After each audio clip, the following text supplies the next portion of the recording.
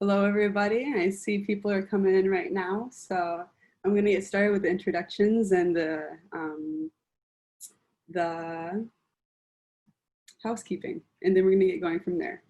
So for everybody who's coming for the first time, thank you so much for being here. We hope to see you next week, and for those of you who are returning, glad to see you're back. This is the Grand Rapids 2030 District Cannabis webinar series. This is the third one we've done so far, and we have them scheduled out until the past in September. Today, we're going to be speaking about smart business, manage your electric use in alignment with community goals. It's going to be a really, really interesting conversation. I'm really excited to hear from Bill and Mike on this topic. And so before we begin, you'll see that there's Q&A. And if you have questions, just throw your questions in the Q&A. Don't wait. We're going to be taking about half this hour to address the questions that you have and contribute to a dialogue from there. Also, there's a chat box. And so feel free to use that for anybody. You can have that for just panelists or for everybody in the audience. Or you can message people individually. So just be aware of those nuances as you move forward. We're really excited to talk with you folks today. So I'm usually the moderator today, but I'm also a speaker for just a little bit of time. My name is Jillian Gim. I'm the program manager of the Grand Rapids 2030 District. And today we have Bill Wadsworth, Economic Development Manager for Consumers Energy, and Mike Troop is Managing Director for Foresight. I cannot say enough how knowledgeable these two are in their field. After preparing for this webinar with them, I was really impressed with the content they were able to deliver to you folks today. And Bill and Mike, thank you so much. If I haven't said it yet, thank you so much for delivering your time today. We're happy to have you. So the 2030 district, I'm sure that some of you have seen it around. It'll be on existing construction as they're building their facilities, or it's going to be like on stickers on existing buildings. You've probably seen it at your local restaurants, or maybe logos online, right? Because that's what a world is these days. The Grand Rapids 2030 district is the 2030 district for Grand Rapids, but there's like 20 of these cities around the nation. We have Albuquerque, Portland, Seattle. We have Detroit and Ann Arbor here locally in Grand Rapids. And we're all cities who are aligned with the Paris Climate Accord of reaching zero carbon by 2050. But 2030 is a more recent year, so we say 2030. And maybe we'll change your name at 2030, who knows? But for right now, we're trying to reach zero carbon by 2050 from major cities all over the country. So what do we do? The Grand Rapids 2030 district is a public-private partnership that is committed to reducing the carbon footprint of the built environment through high-performance buildings and smart mobility. And so we do this in three ways. First, we draw down carbon in the built environment of Grand Rapids. This means not just polluting less, but actually drawing down carbon in a way that makes Grand Rapids a livable environment for generations to come after us. We do this also from increasing the marketability and the profitability for property owners, but also for business owners. You'll see that property and building and business are kind of interchangeable in this because we all have our part to play. So being green doesn't have to break your budget. Actually, there's a lot of evidence that building a green building is actually more profitable for you in the long run. And lastly, all of this combined, we strongly believe that this is strengthening the economic vitality, the community health, and the overall vibrancy of the city that we so love. But how do we do this? We achieve these district-wide goals through three ways: through reducing the energy use of buildings, through reducing water consumption, and from decreasing the carbon emissions from transportation. And naturally, a public-private partnership has to be housed in nonprofit. So the U.S. Green Building Council of West Michigan, being the Green Building Council, we are pretty knowledgeable in what to do with buildings, energy, and water reductions. We have very valuable connections with Mobile GR, with Active Commute Week, with the Rapid. Our goals with reducing the carbon emissions for transportation is that we're trying to increase the quality of the single passenger vehicles on the road, but also increasing the diversity of ways people can be mobile. We want walkable cities, we want bikeable cities, we want solid public transportation that increases to a more vibrant community. So how do you fit into this? The 2030 district is here to support you. Where you see how it says we empower building owners. Remember, this is also business owners. You don't necessarily have to own the property you reside in to be able to make a difference. So we work with you to have tools and resources and connections to be able to connect you to what your end goals are. Again, as a complete district, we're trying to reach the goals of 50% by 2030. But what are the initial first steps that you can do as a business or as a building owner to harness your carbon footprint in a way which is prosperous for your business? And one of the tools that we encourage you to focus on is benchmarking. I cannot stress that benchmarking is a great tool for your business model. What it does is that it shows that your energy is not necessarily a expense that you have to write off as a part of your overhead, but actually it is very much a metric to your business success, in that you can't manage what you don't measure. And especially in the cannabis industry, where your energy bills are so high, it's key to be able to invest in systems that increase the equity of your assets while decreasing the costs of your operations, but without compromising on the quality of your product.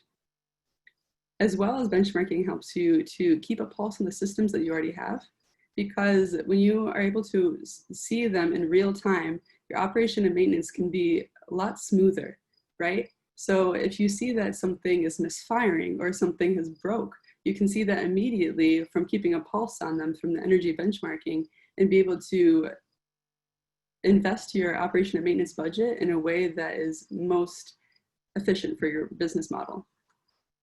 And lastly, it's really important for accountability. It is able to track your projects in a way down the road to know that they did what you were anticipating them to do. For example, your building controls.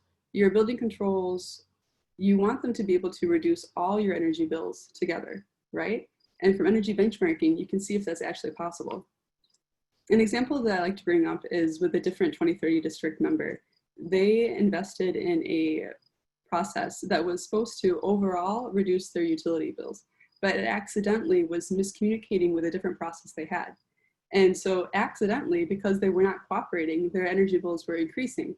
Luckily though, because they were energy benchmarking, they were able to nip that in the bud right away. And energy benchmarking is smart for you as a business because you're able to see how you compare to benchmarked folks just like you.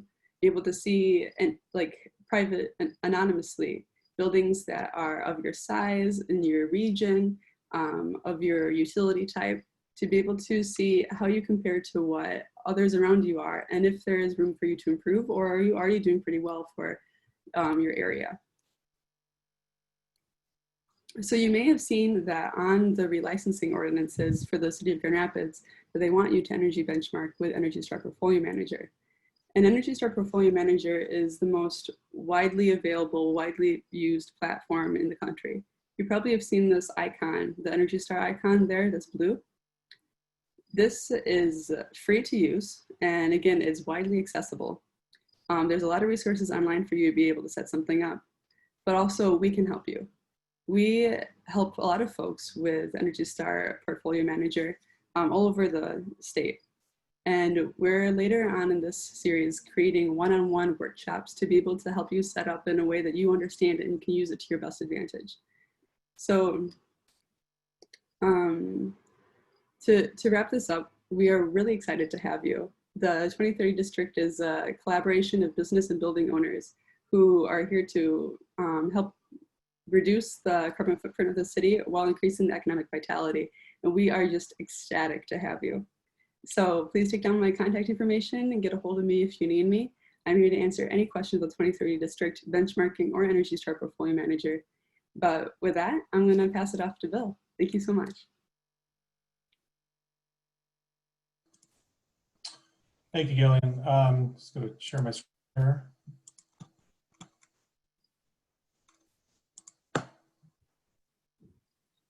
Takes a second. Folks, if you have any questions from what I said, please feel free to add something into the chat or into the Q&A. Awesome. Take it away, Bill. Great, thanks, Gillian. Great to be here today. Great to be able to present to everyone on consumers' energy and some of the cannabis grow facilities. Take a second just to introduce myself. As Gillian said, my name is Bill, worked with Consumers Energy.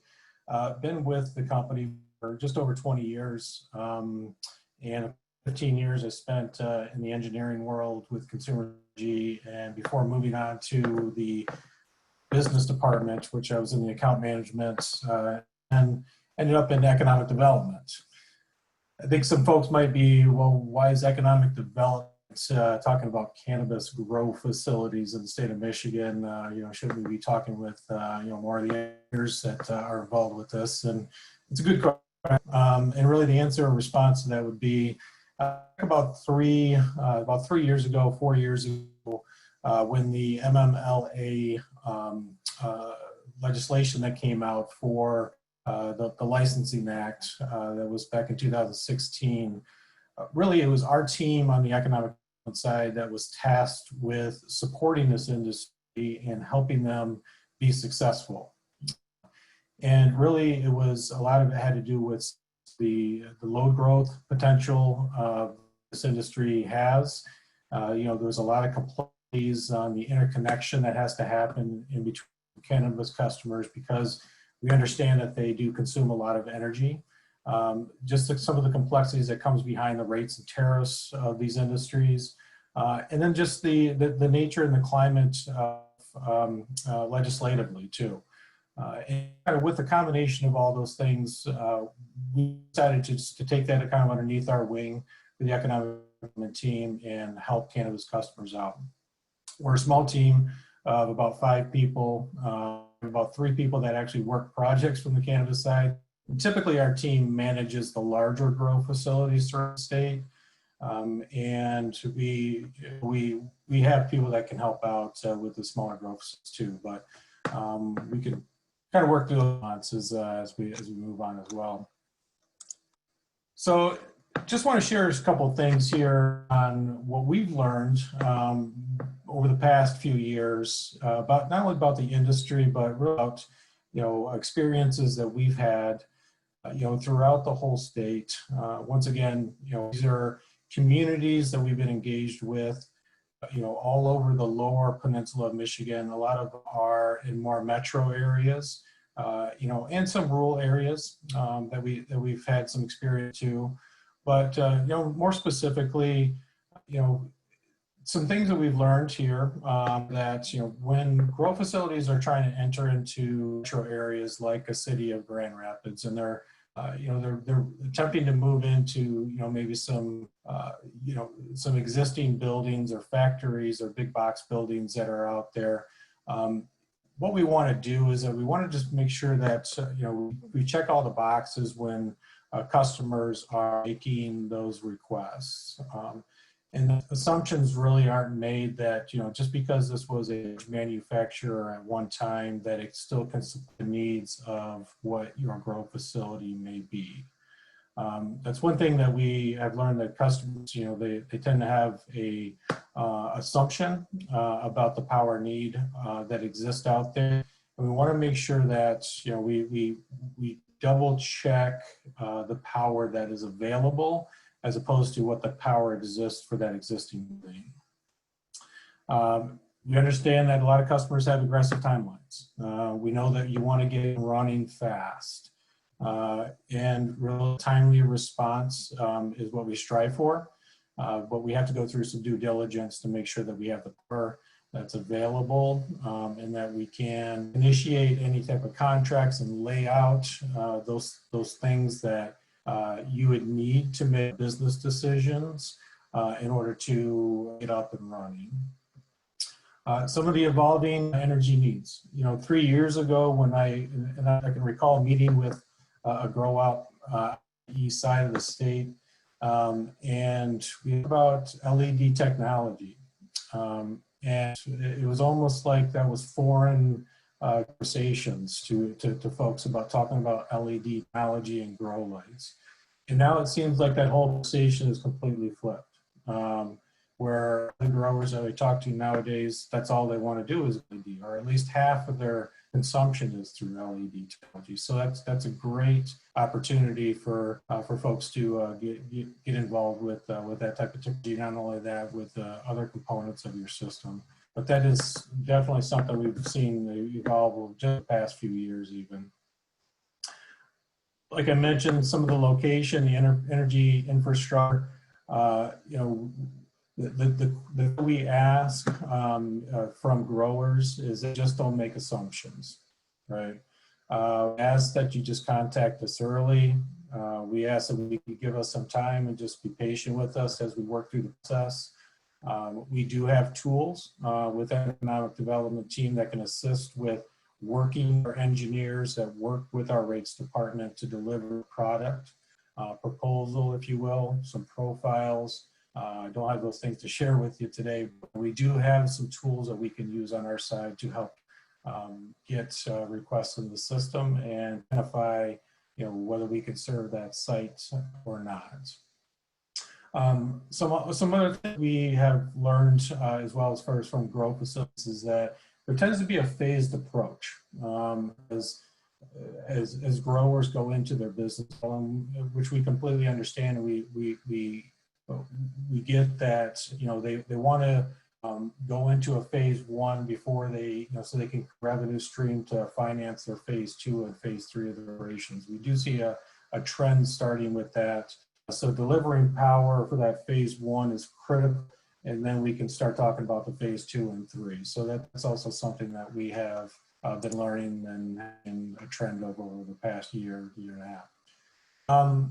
So just a few things also, you know, just once again, it just goes back to some of the assumptions is that, you know, our infrastructure has, you know, and that upgrades to, you know, lines all the way back to our substations, our transmission, our high voltage distribution line need to be upgraded depending on what your needs are. I think the fair assumption that you can make is, you know, the licenses that you're obtaining, the more power you need. And if you have multiples or you're stacking your licenses, assume you're going to need a lot of power. And just it would be that, you know, the potential might be for longer times in order to get you that available. So, but it all depends on what site that you've chosen. Just kind of down a few things, a couple lines here. We do have construction incentives. So I want you to get wary about, you know, you have to pay a lot of money. We just need to go through the exercise, identifying that site, knowing how much power you need, and then we can go and see how be able to provide that, and that would to lay out the timeframes and the costs associated with that particular project. We might require a contract. We might ask you to say you will be using this amount of power for a certain duration. That's one method that we use through our rates and tariffs to pay off that project to make that investment. We might ask for you know, the standard state and local approvals. You know, we just want to make sure that you are current with your license, with the state and also on the local level. So that would be something we ask from you as well, just depending on the project. If it's a project that's require a significant amount of investment as a utility, we will ask you to go through a credit review. And you know, that would be for a larger project, something that would include some type of substation or something of that magnitude, where we have extensive would be incurred through our company, and we want to make sure that you are at a good finance status in order to secure any type of business for that project. Alternative energy solutions during the build out, such as generators, things like that. So those are questions that we've been having with some of our customers. Reliability is a main component of facilities. And, you know, depending on how you're interconnected to the system, and what kind of reliability you are looking for at your facility, we work a lot around that as well. So basically, in some, the things that we ask is, once again, contact early. Just, you know, once Once you've identified, what your loads are going to be and where the site is going to be, then we would want to have that conversation with you. And let's take a look at what it's going to take to serve that facility. One thing that we would ask is that you would contact our business center. As much as I would like to help you on this call individually, I think that's probably not practical.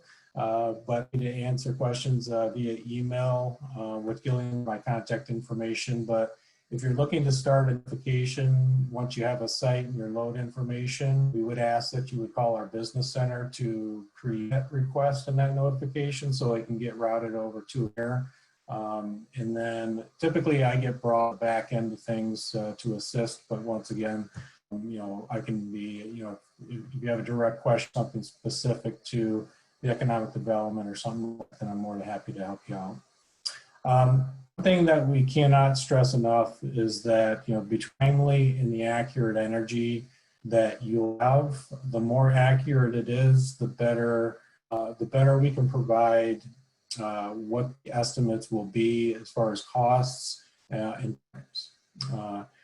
Sometimes we get stuff off of a napkin, and sometimes we get electric sketch. We've seen it come in all different ways. More information that you can provide to us, the better. So that is something that we do ask.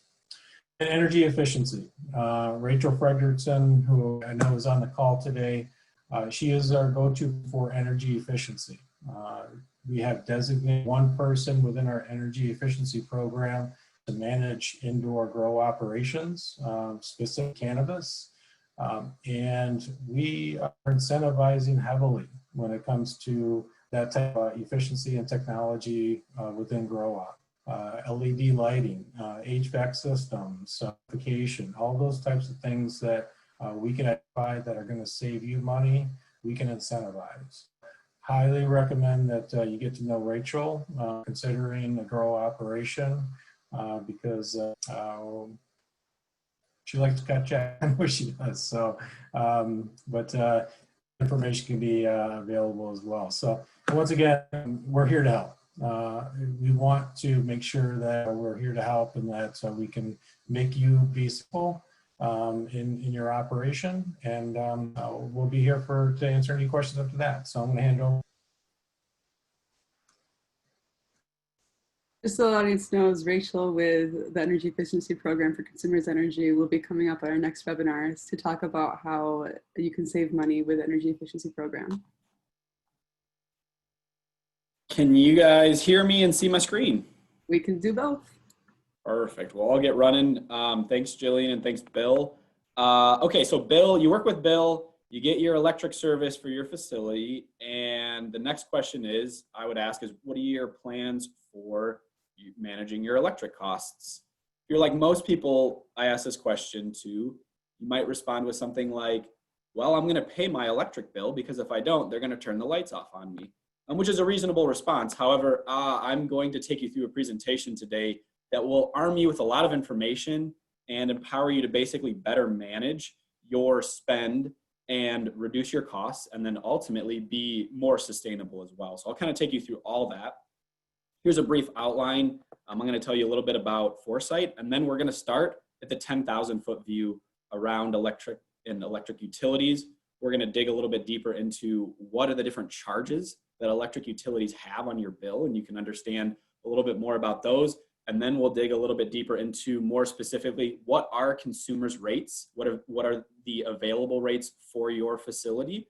And then finally, we'll talk about, now that you understand what rates are available and what rate you're on, how do you optimize that? How do you reduce your cost, and how do you manage your energy just a little bit better? So that's going to be the plan. We'll jump right in. First, you might say, who are you? So I'm Mike Troupis. I'm a managing director at Foresight Management. Here at Foresight Management, basically what we're doing is helping companies come up with an energy management plan. There's a lot of complexities to energy. Generally, we're finding an organization like a grow facility is really good at growing cannabis, and maybe doesn't have the time or energy or resources to dig into the utility side of things. So we generally partner with organizations to help them come up with an energy management plan.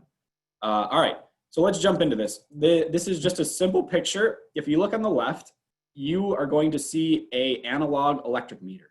These things were around for about 100 years.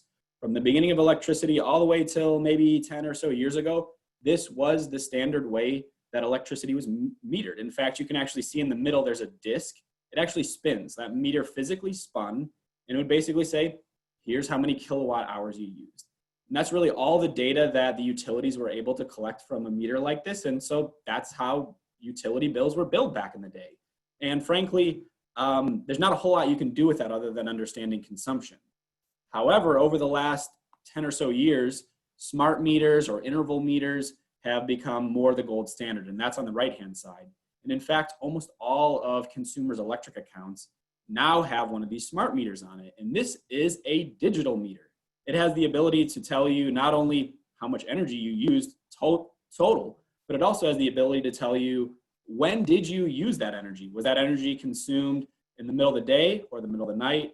It also will tell you things like how much was your max demand? How much were you pulling at one individual time? And so with the advent of this smart meter, we now have a lot more interesting ways to bill for electricity. And the reason why is because back in the day, and we'll actually transition right here into this slide, back in the day, utilities would pay a lot more for electricity at certain times of the day to generate and a lot less at other times. But because they only knew what your total usage was, they kind of just divided it all out and gave you basically a standard cost for electricity.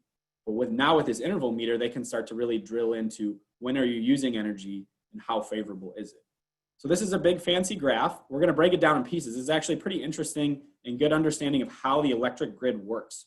So if we look here on the left-hand side, we have a large graph that kind of goes down and then up and then down. And that's your whole year's electric grid consumption. And you can see there's a low in the spring and a fall. There's a big peak in the summer and a smaller peak in the winter. This makes sense if you think about air conditioning and heating. So obviously in the summer, the majority of North America needs air conditioning. And that's why you have that big spike in the summer. There's just a lot more consumption of electricity in the summer, mostly driven by air conditioning and cooling. There's a little bit of a peak in the winter time, and that's actually driven by heating in the South. Some areas of the South still use electric for heating. And so that's where you have that bump there. And then the shoulder months, so the spring and fall, when you don't need much heating or cooling, the total electric grid uses less energy. So that makes sense. Now let's drill a little bit deeper. So we have the year view. Now let's talk about how does a week look like from an energy consumption. So if you look under, there's a square that says a weekly pattern. What you have is a big jump from basically Monday through Friday, and then weekends consume less energy. Again, if you think about it, this makes sense. Through the weekdays, you have offices that are open and running. You have schools that are open and running. And on the weekends, a lot of those buildings aren't running. So generally speaking, there's just less electricity being consumed on the weekends as there is during the weekdays. We already talked about the seasonal. Now let's talk about daily. So we did the seasonal, we did the weekly. Daily now, there's also peaks and valleys. And you can see here in the winter, it's not as pronounced, but on the right-hand side in brown, you can see the winter, it's kind of flat. You get a little bit of a bump in the afternoon and then a little bit of a bump at night. The summer one's the one I want to focus on. You can see there's a big peak in the afternoon and into the evening. We already talked about this, but that is air conditioning load. So that's all the cooling requirements. There's a massive peak there. So you might say, well, why are you telling me all this? Well, the big principle that we all know economically is supply and demand. And so the idea is that when there's higher demand, it costs the utility a lot more to generate that energy. And when there's lower demand, it costs them a lot less. And now that we have these interval meters, like we mentioned, the utilities are able to pass those costs on to you. So we're going to get into a little bit more of the details, but before we do, let's just talk about how electric bills are billed. Like we talked about, initially they just looked at line item 1, which is your consumption, and they billed you the same price all the time. However, with interval meters and with smart meters, they're able to also look at something called demand, which is your kilowatts. And you might wonder, well, what exactly is demand? Demand is basically how much energy you consumed in just a snapshot of time. I think the easiest way to think about this or conceptualize demand is actually by thinking of a pipe is one of my favorite ways to think of this. If you had a pool and you had a pipe that could allow, this is simple, but it could pour 1 gallon of water per hour out of your pipe, and you poured it into the pool for 24 hours, you'd have 24 gallons in your pool. Makes sense. You could also get a much bigger pipe. This pipe is capable of pouring 24 gallons per hour. You could run that for 1 hour and you would fill the pool and you get the same 24 gallons of water in the pool and you would have done it in an hour. In both cases, you have 24 gallons of water in the pool. That's your consumption, that's your kilowatt hours. However, in the first example, you had 1 gallon per hour. And in the second example, you had 24 gallons in just 1 hour. And so you had quite a bit bigger need for capacity. In the same way, electric utilities have to build out infrastructure to get you electricity if you're drawing it all at once. So if you have a massive draw because you're running all your equipment at once, and then you have it all off at other times of the day, they have to build out infrastructure to be able to get it all to you. Again, think about it, just like you need a lot bigger pipe to pour 24 gallons per hour than you do to pour 1 gallon per hour. So that's basically the conceptually how demand functions. They're looking at what your peak is. And then the last piece of your component for electricity is pretty basic, and that's just fixed charge. They're saying consumers has to put the meter out there. They got to come out and read it. They got to send you a bill. Those are all fixed charges that don't really matter if you consume a lot or a little. They're just flat charges that you have. So those are the 3 main components of how you're billed. Now let's talk about the actual electric rates that consumers has available. There's basically 3 main categories. There's general service rates, which are very similar to how electric rates worked back when you had that analog meter. You just pay a flat cost for electricity. It only changes a little bit. It's generally just quite high because they have to factor in all the other things that are going on. These rates are common for things like a church or a school or a small user, basically when you have a lot of variability and it's not very favorable to be on the other ones. We're not going to spend much more time talking about these because also they're being phased out. It's not common for grow facilities to be on a general service rate. And again, consumers is in the process of potentially phasing these out over the next couple of years. So now let's look at the next 2 rates. Both of these rates, the general demand and the general time of use, both require the interval metering capabilities, those smart meters. And these are also the common rates that you might find your grow facility to be on. So let's do that general demand. This one, they charge you a lot less for your consumption, those kilowatt hours. They're charging you a pretty low rate in the order of magnitude of like 3 to 4 cents per kilowatt hour. But then they're also charging you for that demand, like I mentioned. So they're charging you for your max demand for the month. But what they're also doing in some cases is charging you what your max demand was for the year. So if you think about it, in the summertime, likely you were running your air conditioning and other things, and you set the max demand at, I'll call it 1,000 kW. And in the winter, you actually only go up to 700 kW. Some of your demand charges will still be based on that 1,000 kW you set in the summer, again, because they have to build up the infrastructure. So that's how that works. And again, the blended rate there, basically what I'm saying is what's the general cost that you might pay. You can see here that it ranges quite a bit. If you have really consistent, really flat usage, then you're going to be really low. It's actually going to be some of the lowest cost options that consumers offers is the general demand rate. And so you're going to be maybe 7 or 8 cents a kilowatt hour. And that's basically if you can run, in my example, that 1 gallon pipe for 24 hours, just consistent operation all the time. It's not where it's on a bunch and then off a bunch. It's just really consistent. And again, this rate's common for 24/7 facilities. Think about like an industrial building that runs 24/7. Hospitals are very commonly on demand-based rates.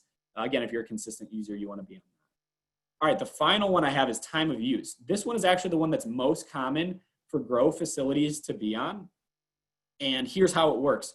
They take that interval meter and they don't charge you the same flat price per kilowatt hour all the time. In fact, they charge you different prices, 7 different prices, depending on what season it is and what time of day it is. Like we showed you that graph, there are times that are really high usage and there are times where there's really low usage on the grid, and that's how it works. So think about it. The worst case scenario on a time of use rate is on peak, which is about 2 to 6 p.m., Monday through Friday in the summertime. At that point, you could be paying as much as 17 cents a kilowatt hour. That's an incredible amount of money. Fast forward, if you go to the weekend or at night when there's really not a lot of stress on the grid and you're in maybe the winter time or the fall when there's not a high seasonal load, you can get electric prices as low as 6 cents a kilowatt hour.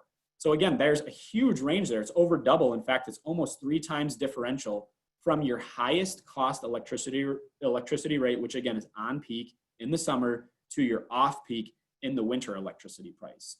So that's how that works. And again, that interval meter, they know when you used, how much you used during those on peak times, those middle peak times, and those off peak times. And so you'll see here, there's a blended rate. If you can use a significant quantity of electricity off peak, you could be as low as 9 cents a kilowatt hour. If you're using, unfortunately, a lot of it on peak, you're going to be a lot more expensive. So again, this is common for cannabis facilities as well as colleges, movie theaters, things like that, where you have a lot of afternoon load or non-summer load. Those are the most common times where you're going to be on a time of use rate. Okay, this is just a quick visualization that we don't need to spend a lot of time on so you can kind of see where demand charges, consumption charges, and those fixed charges I mentioned all land in the 3 different categories of rates I talked about. Now let's finish with, how do we optimize this? Like I mentioned, the utilities are setting these rules because they're actually trying to more fairly pass on the real cost for electricity. But the other thing to note is, if you are able to keep your demand flat, or if you are able to push your consumption to nights and weekends, you're actually greening up the grid. Consumers, if too many people keep using electricity at 2 to 6 p.m. or have crazy high peaks in demand, they have to build out more assets, and that means more power plants. So if you are able to shift that load and reduce your costs, you're also being more sustainable, you're being more green, and you're supporting a flatter grid, which allows consumers not to dispatch these short-term assets, which may not be as green as something like a nuclear power plant that runs all the time, or solar. So here's the tricks. If you're on a demand-based rate, the biggest thing is you want to be as consistent as possible, like I mentioned. So in some grow facilities, we're seeing there's 12-hour cycles. So what I would recommend there is, don't run your entire facility on that 12-hour cycle with 12 hours on and 12 hours off. What you do is you run half of it for 12 hours on, and then when that turns off, you run the other half for 12 hours, and then after that 12 hours, you're back to that same cycle. What you're doing there then is, again, like I'm talking about, keeping your load consistent. You don't have a big peak for 12 hours and a big valley for 12 hours. You have a flat, consistent load. So again, anytime you can, if you're on a demand-based rate, you don't want to set peaks. The other recommendation I have under this interval data analysis is, you have that interval meter, that smart meter. You can ask consumers and they'll give you your interval data. And basically what this is all those data points I talked about. So those 15-minute intervals, they give you all 35,000 of those, which spans your entire year's consumption.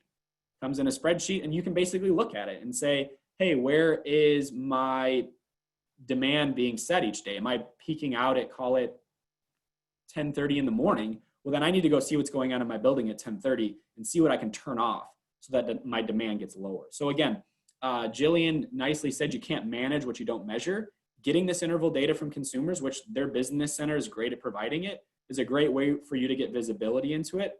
If you say, hey, that spreadsheet sounds really overwhelming, nobody on our team is really great with Excel, that's something we look at frequently for our customers and offer insights on how they can manage it better. Okay, let's jump into the time of use, because there's a different approach to how you manage your facility if you're on a time of use rate than a demand rate. So again, look at your bill. If you're set onto a time of use rate, which you likely will be, then the whole game is shift. You need to move as much of your electricity consumption to nights and weekends as possible. If you have those same 12-hour grow cycles, you absolutely want to run all of them, 100% of your 12-hour grow cycles from 11 p.m. to 11 a.m.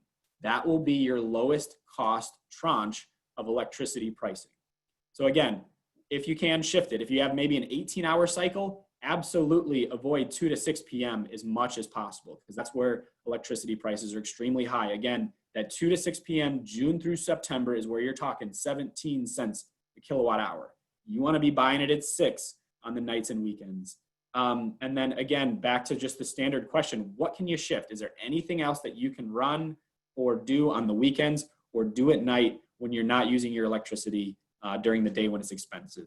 And again, back to that interval data, the consumers will provide you that interval data if you're on time of use as well. And in a different way, you're not looking for peaks. You're basically looking for, how am I consuming my energy during these on peak or middle peak or off peak times? And how can I push more of my usage to the weekend? So again, knowledge is power. Ask for that data, parse it up, and understand when things are being consumed.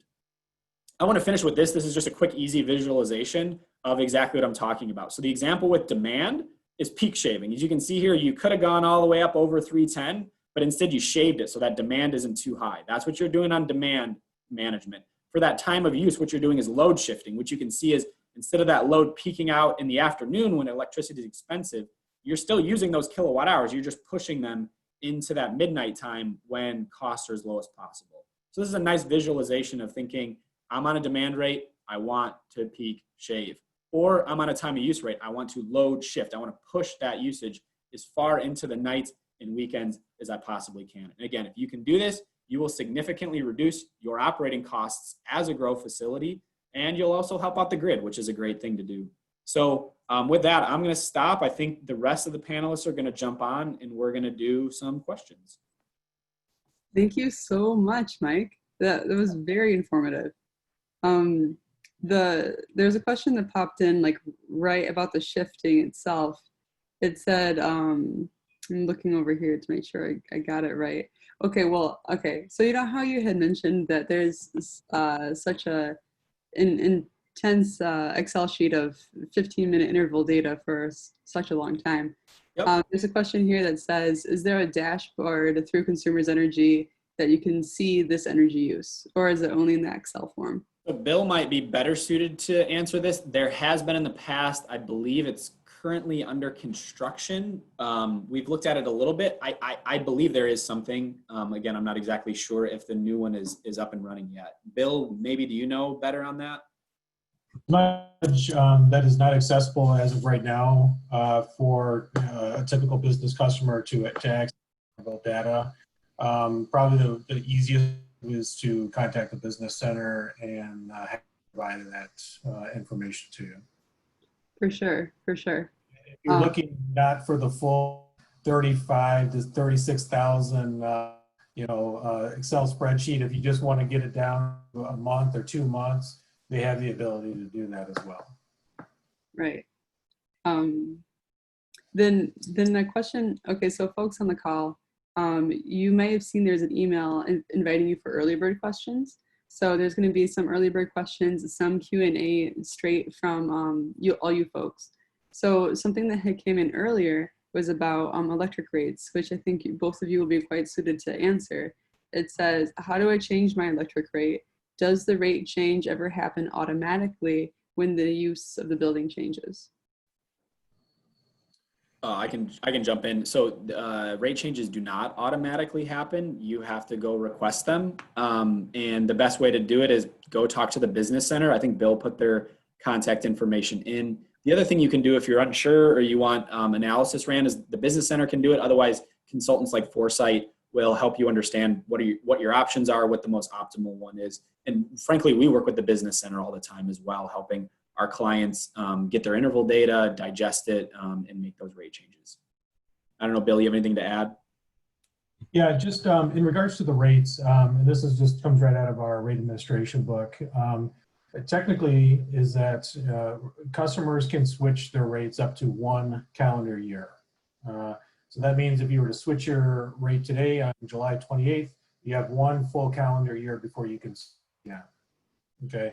That just, it allows us as a company that customers aren't flip-flopping their rates every 6 months to 9 months to 12 months. And it might not be the most optimal thing for you to do as well. But there is provisions within the tariffs too that say, if you have a bona fide change in your load, meaning that if you go way up on your load and you're going to be consistent with that load, or if you drop way down because of bankruptcy or because something went wrong with your operation or whatever the case may be, we'll work with you. Like I said in my presentation, we're here to help. We want to make sure you're successful. And if some type of bona fide change in your load and it requires rate change to make you more optimal as a business, then by all means, we're going to work with you. We'll look at changing your rate before that 12 months. I know, Bill, that in your presentation, you had mentioned that you want to make the infrastructure able for them to be like scalable. So in their scaling as a business, so starting small and growing larger in their facilities, do rate changes be taken into account as like their scaling upgrades? Yeah, absolutely. It's a good point, Gillian. Is that, when a business starts out, especially grow operations, getting into the straight kilowatt hour rate tends to be the optimal rate right off the bat. Okay, and that's what you're on a temporary service. As you're in some of that ramp up period, as the operation is getting up and running, before you meet your peak demand and before you're going to be more at that steady state load and projectable load and that you're going to be at as a company, then you get locked into a rate where it's the time of use rate or a demand rate. That's typically the best time is when you're up reaching your your peak points within your operation. That's a good time to start looking at where a rate is going to be a more optimal rate for you. For sure. This bridges well to a question that had come in on the Q&A. It said, Mike, you had said that most cannabis growers will be on time of use rate, correct?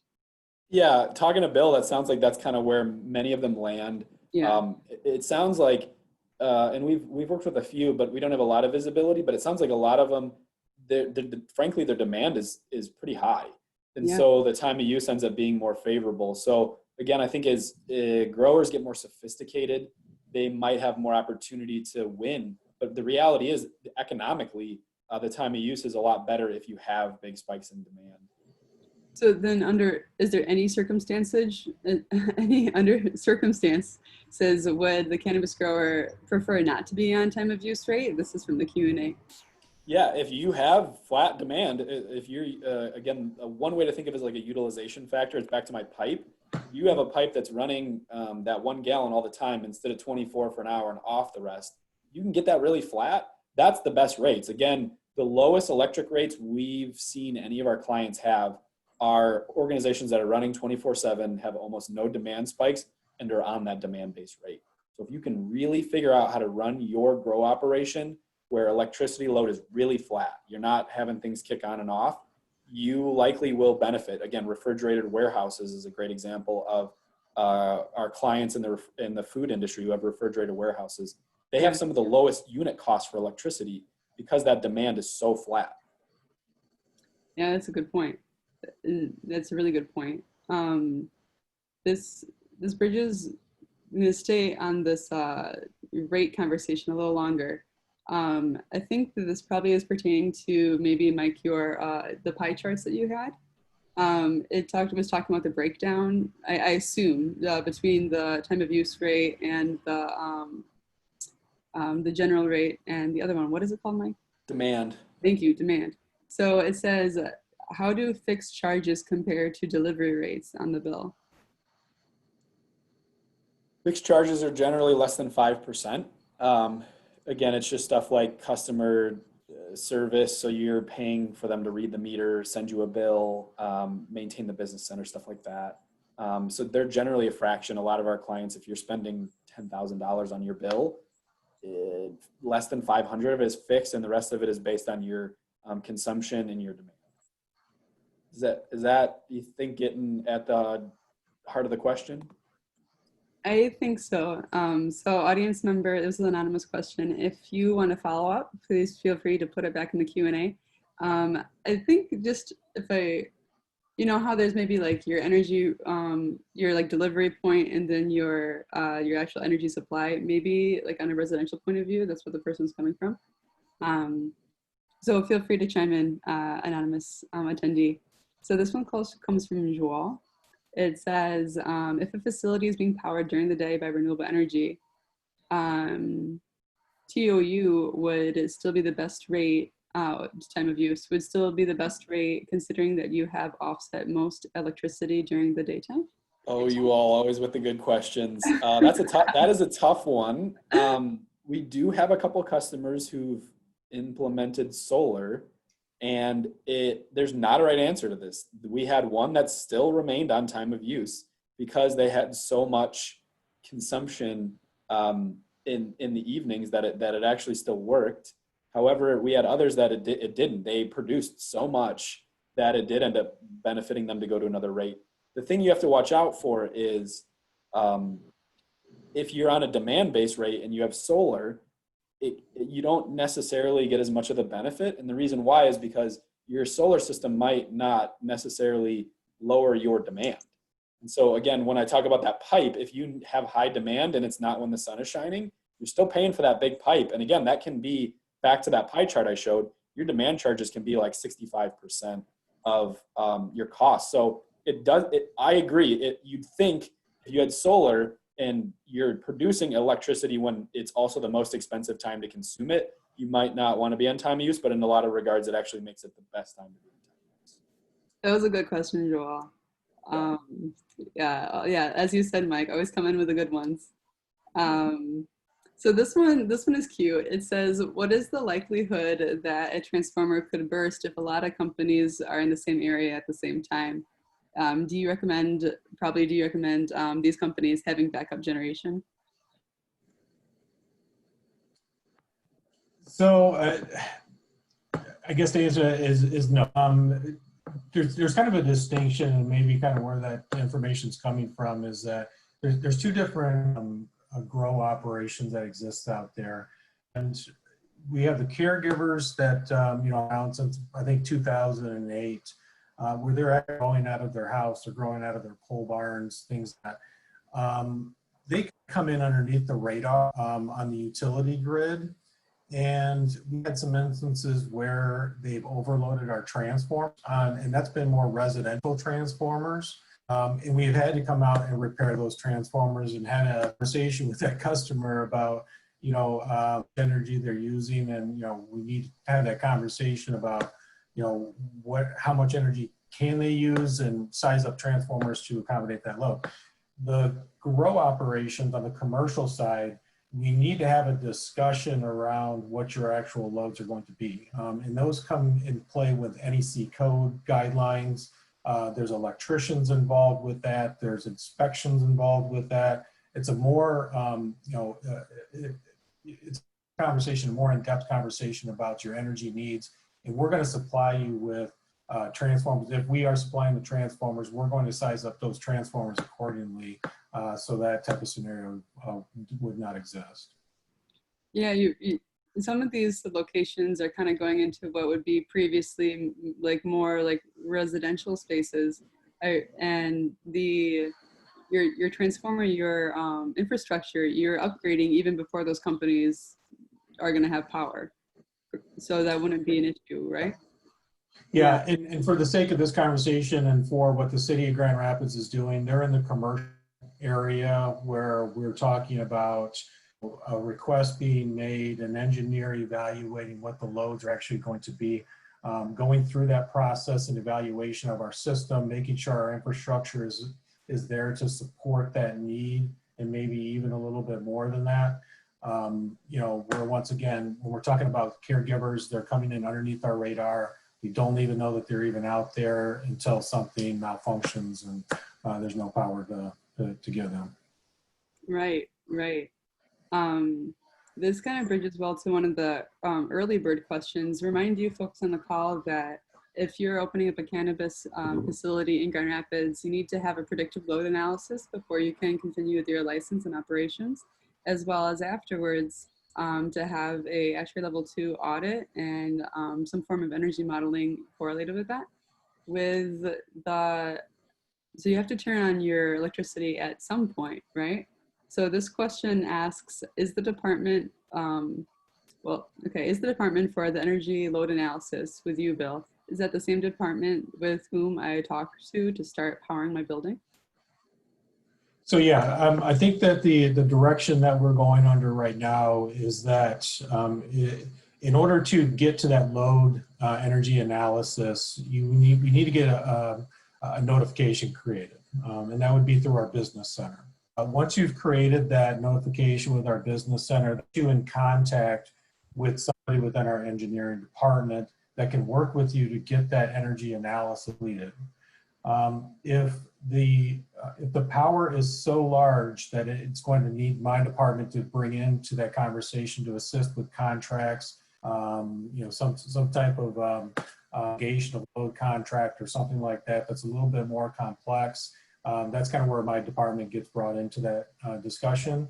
But from the load analysis, really it's just going to come down to making that notification, initiating that conversation with our engineer, and then from there, whatever the requirement's going to be from the city, or be the notification number or an email, that would need to be submitted to the city, stating that you had that conversation with us as a utility. Right, right. So transitioning this to how to best manage the energy which you are bound to have, this shifting that Mike was bringing up the slide before this. And here's a question from the early bird questions that asks, how do I plan the schedules of my rooms so that I get the biggest bang for my buck cost-wise?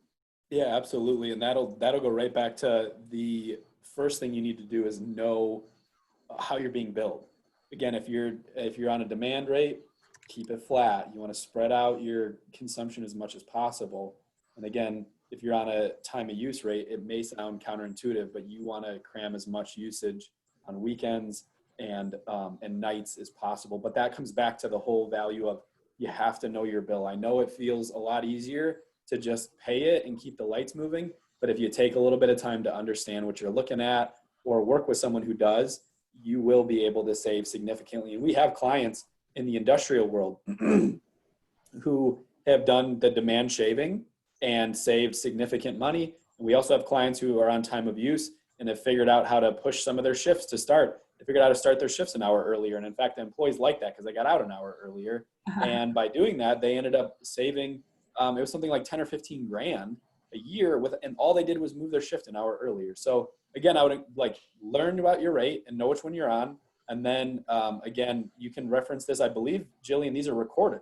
So they can go back and watch this again and say, this is the approach we need to take. It's either demand, keep it low, or time of use, push it to weekends and nights. So folks, we got 3 minutes to go. So unfortunately that had to be the last question, but if you want to know more information, ask more questions, take a look at these contact information. Mike, come on. Sorry. Take a last look at this contact information. I'm always open to questions of anything you have. As a reminder, the 23rd district is having these every Tuesday for the cannabis industry. So always tune in. Okay, Mike, can you switch it, please? Okay, so the next one that you can tune into is a look under the hood, what energy modeling and auditing can do for your building operations. So there's going to be a survey coming out after this. Please fill it out. We really value your feedback. We want to know what you thought of this one and what you want to see in the future. This is very important to us. We listen to what you say and we implement it within weeks. So thank you very much to our visionary sponsors, and thank you folks for coming on the call. And Mike and Bill, thank you so much for volunteering your time to educate us today. I'm looking forward to seeing you guys again. It's my pleasure. Yeah, appreciate it. Have a great day, everybody. Thank you.